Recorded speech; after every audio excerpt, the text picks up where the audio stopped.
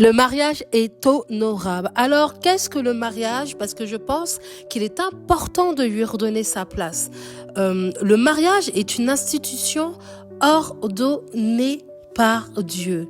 Une relation à vie entre un homme et une femme. Bonjour, bienvenue, c'est Frenching Glam Fashion. Je vous invite à vous abonner, liker, commenter et bien sûr partager autour de vous. Active la cloche de notification. Alors oui, tu as bien entendu et j'espère que tu as bien compris que le mariage était ordonné par Dieu. C'est un homme et une femme qui s'unissent, qui ont décidé de rentrer dans une relation à vie et au fil du temps, sous la chaleur et la pression de la vie, ces deux personnes s'assemblent et se confondent au point où il devient impossible de distinguer où l'un s'arrête et l'autre commence. Tu l'as compris, le mariage, c'est un processus, une fusion de deux éléments distincts et différents en un seul. C'est un joyau étincelant d'amour, de fidélité et d'engagement qui brille de mille feux dans un monde de mode éphémère et d'instabilité.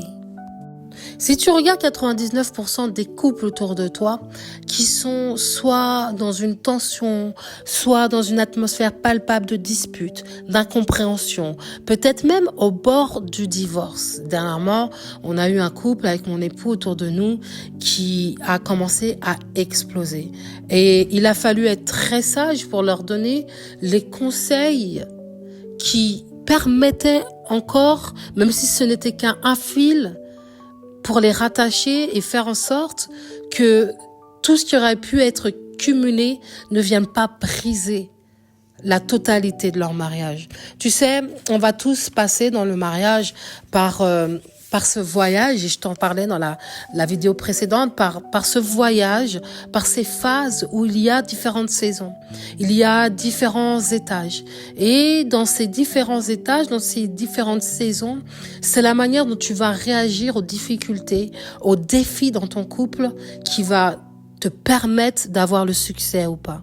Alors non, personne n'est à l'abri d'un divorce, personne n'est à l'abri de disputes, personne n'est à l'abri de problèmes dans un couple ou quoi que ce soit. D'ailleurs, si tu regardes, aujourd'hui même les chrétiens dans l'église sont touchés par le divorce. Tellement, peut-être, et ça n'est que mon avis, on commence à emmener le manque d'honneur sur les mariages dans l'église. Et c'est ce qui fait qu'aujourd'hui, le manque d'honneur commence à briser des couples, à diviser des relations, à vouloir séparer une union. Je pourrais vous rendre plein de témoignages sur différentes choses que j'ai vues de mes propres yeux alors que je n'étais même pas encore mariée et même quand j'étais mariée.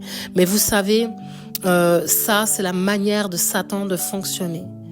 Et malheureusement, très souvent, quand il y a incompréhension, quand dans un mariage, un homme et une femme ne se comprennent plus, n'arrivent plus à s'écouter, et soudainement, les murs deviennent plus palpables que leur unité, c'est là qu'il faut se demander s'ils ont compris et si on comprend que le mariage lui-même est honorable. Et même davantage que les personnes qui y sont engagées. Plus davantage que notre engagement envers notre partenaire.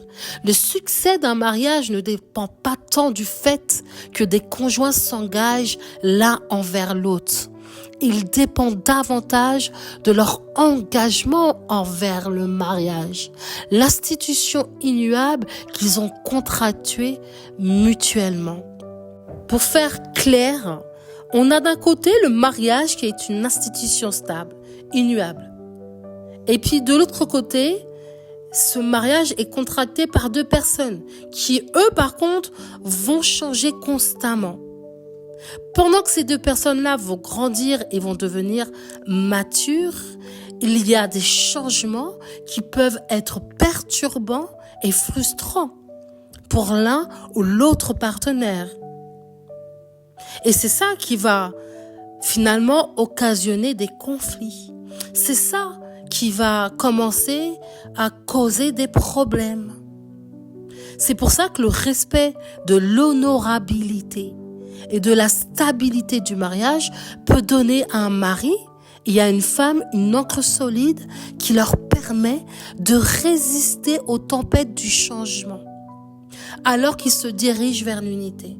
Oui, parce que ce qu'on ne te dira pas, c'est que parfois, oui, le fait qu'il y ait des tensions, le fait qu'il y ait malheureusement division, le fait qu'il y ait des incompréhensions, te montre tout simplement que tu es dans une tempête de changement. Et le fait d'honorer votre mariage, ça va être comme cet appui, comme ce roc accroché à la terre, bien enraciné, qui va permettre à votre mariage de résister et d'en sortir victorieux. Alors, peut-être qu'on t'a jamais fait ce discours-là au niveau du mariage. Peut-être même qu'on t'a même encouragé à te dire si ça fonctionne pas dans ton mariage, c'est que c'est pas bon. C'est que c'est pas de Dieu. C'est que Satan est là.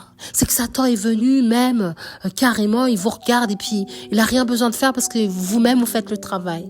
J'aimerais te dire que ça, ce n'est pas la vérité de Dieu. Je n'ai jamais entendu Jésus parler de Satan. Je n'ai jamais entendu Jésus parler de Satan comme si il avait tout pouvoir dans la vie, premièrement, des chrétiens. Satan a perdu sa domination.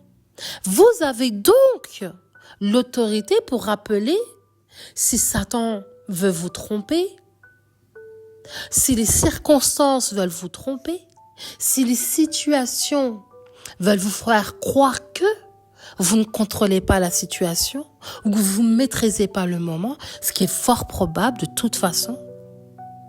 Mais quoi qu'il arrive, à la fin, c'est vous qui allez décider. C'est vous qui devez vous positionner. C'est vous qui devez ordonner. C'est vous qui devez prier. C'est vous qui devez proclamer. C'est vous qui devez rejeter ce qui ne vous convient pas.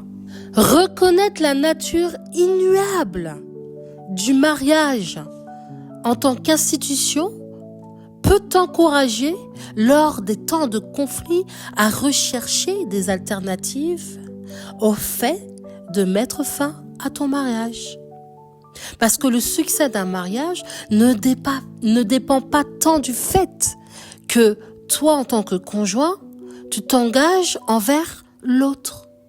Ça dépend davantage de ton engagement envers le mariage, l'institution immuable que tu as contractuée, que vous avez contractuée mutuellement. Alors ce n'est pas tant qui vous aimez, mais ce que vous aimez. Ce n'est pas qui vous aimez, mais ce que vous aimez. Et peu importe ce que les gens ont pu te dire jusqu'à aujourd'hui. Oui, parce qu'on te parle d'amour dans un couple, que surtout ne te marie pas avec quelqu'un que tu aimes. Moi, j'ai envie de te dire, vaudrait mieux pour toi que tu te maries avec quelqu'un que tu aimes. Parce que justement, dans les moments difficiles, cet amour va te garder accroché. Cet amour va t'enraciner. Oui, oui, oui. Dans cette institution immuable que tu as contractée envers ton époux ou ton épouse. Alors, la Bible, elle présente le mariage comme une institution qui devrait être extrêmement respectée et estimée au-delà de toutes les autres institutions. Waouh! La Bible te dit clairement que le mariage est au-dessus de toute autre institution. Parce que cette idée vient de Dieu. En regardant l'un des épisodes de The Chosen, il y a quelque chose qui m'a interpellée, c'est que les pharisiens, ils étaient toujours en train de dire « Oui, la loi de Moïse, mais Moïse nous ordonne, mais Moïse a dit, mais Moïse. » Et je me suis arrêtée et je me suis dit « Mais allô? Mais c'est qui parlait à Moïse en fait? Qui donnait toutes ces lois à Moïse? Qui donnait toutes ces instructions à Moïse? Il y avait quelqu'un au-dessus de Moïse. Et la personne qui était au-dessus de Moïse, c'était Dieu. Comment un être humain peut prendre autant de place et peut devenir plus important que le propre Créateur lui-même? Comment une personne comme Moïse peut devenir presque de l'idolâtrie devant Dieu? Et je comprends mieux pourquoi, arrivé un moment, Dieu a dit à Moïse, pousse-toi, Pousse-toi du chemin. Pousse-toi de la route. Pousse-toi, tu es en train de cacher là. Tu caches et mon peuple ne me suit pas, mon peuple n'applique pas et mon peuple ne me cherche encore moins. Allez, il va falloir que tu fasses de la place. Vous savez, arrivé un moment, avant les hommes, il y a Dieu. Et il y aura toujours Dieu. Quand les hommes qui vous ont parlé vont mourir, qu'est-ce qui restera? Il restera Dieu. On va tous disparaître. Et qu'est-ce qui restera? C'est Dieu. Dieu qui parle. Dieu qui dit. Dieu qui ordonne. Et donc sa parole, son institution qui est immuable, elle ne changera pas. Peu importe ce qu'on vous raconte, peu importe ce qu'on vous prêche, qui ne vient pas de lui. Et donc, il est important de comprendre que si Dieu nous a demandé d'honorer les noces, d'honorer le mariage, c'est un commandement, c'est un ordre, c'est quelque chose qu'on doit appliquer. Alors là, ça va être la partie de Frenchy Glam Fashion. Moi, j'ai remarqué très souvent, et encore plus dans notre époque, que le mariage n'était absolument pas honoré. Les gens à l'église regardent le mariage des autres et le regardent avec un manque d'honneur flagrant. Un regard, des paroles, des actions, des comportements qui sont loin d'honorer les couples que Dieu a bénis, que Dieu a réunis pour pouvoir bénir l'église.